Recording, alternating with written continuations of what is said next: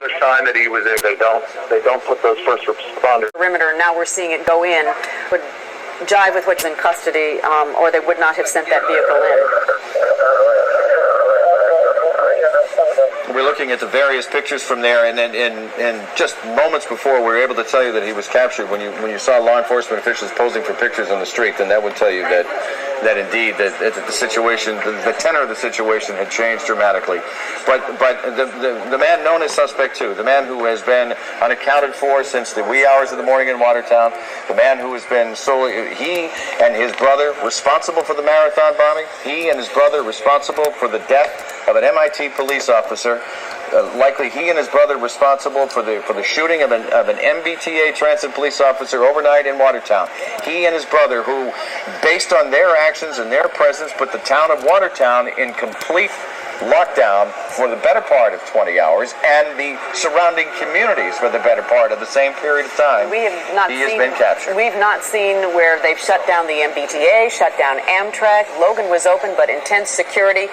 Boston looked like a ghost town. Many of the communities looked like a ghost town today, as people were told to stay indoors and lock their doors and not to allow anyone in or out unless they knew them or they were a uniformed police officer. So police are now confirming that the second marathon suspect is in custody. What we don't know is what kind of condition he is in. We can tell you that he's lost a lot of blood.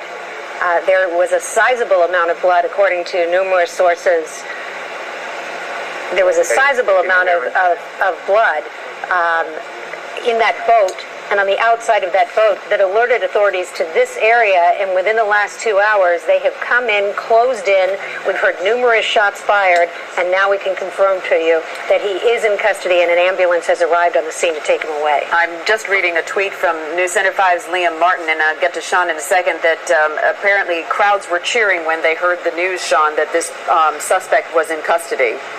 And we're seeing law enforcement shaking hands now and patting each other on the back as they walk out of this scene, in part because, as dangerous as this was, law enforcement at this particular scene came out of here in good condition as well. Well, Sean, you know, they deserve the applause and the hug and the congratulations, because even bring it down to the fact that you're dealing with a boat.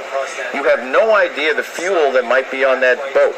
So if you engage in gunfire, maybe you ignite the fuel. So you're going to have to alter what type of response you make when you respond to someone that might be in that boat.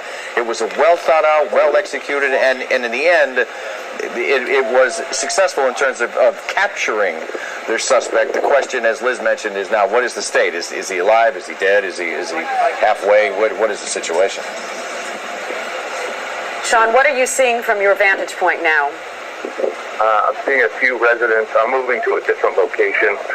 Seeing a few residents outside. Suspects in custody. Few people looking outside just to see what the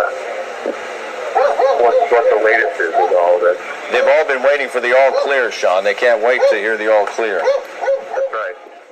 I'm alive, Kathy, because I know that they have a lot of questions they want to ask this suspect. With regards, obviously, to the marathon bombing and what's gone down here.